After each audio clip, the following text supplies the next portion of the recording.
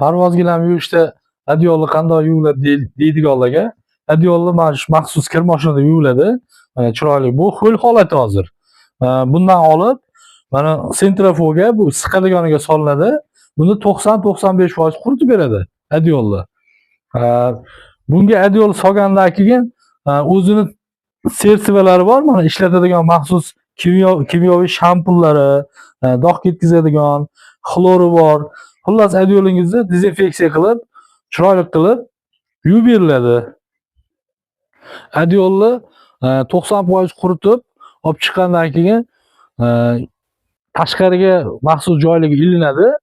Ilinganda shu 100% quriydi. Quriganda pardozlab, xushbo'y hidlarni sepib, chiroylab adyolga qarab, taklab turib, keyin maxsus o'zini salafonlari bor. Qopla tiktirganmiz bunga. Shunga chiroylab solamiz. Maxsus o'zini mana qoplari bor. Buni o'zimiz tayyorlatganmiz, tiktirganmiz.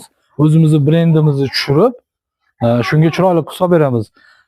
Bu shu mashinada olib borib chang bo'lib qolmasligiga, egasiga chiroyli yetib olishga qilganmiz bu narsani. Chiroyli bo'ladi. Keyin ishimiz yoqsa, klientlarimiz va telefon nomerlarimiz bor. Shunga aloqaga chiqib, telefon qilishaveradi. Yo'qolib qolmasligi maqsadida ham yaxshi bo'ladi. Ham reklama, ham egasining adyoli chiroyli bo'lib boradi egasiga. Mana shunaqa qilib tahlil, chiroyli qilib yuvib bar ekan. Momiq bo'lib qolgan, zo'r bo'lib qolgan. Bemalol murojaat qilishingiz mumkin. Bizni Namangan shahar, Chortoq, Uychi, Yangiqo'rg'onda filiallarimiz bor. Bemalol murojaat qilishingiz mumkin.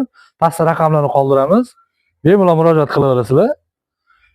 Like bosishni unutmanglar. Bizga podpiska bo'lib qo'yinglar. Yo'qotib qo'ymaslik uchun podpiska bo'lib qo'yinglar.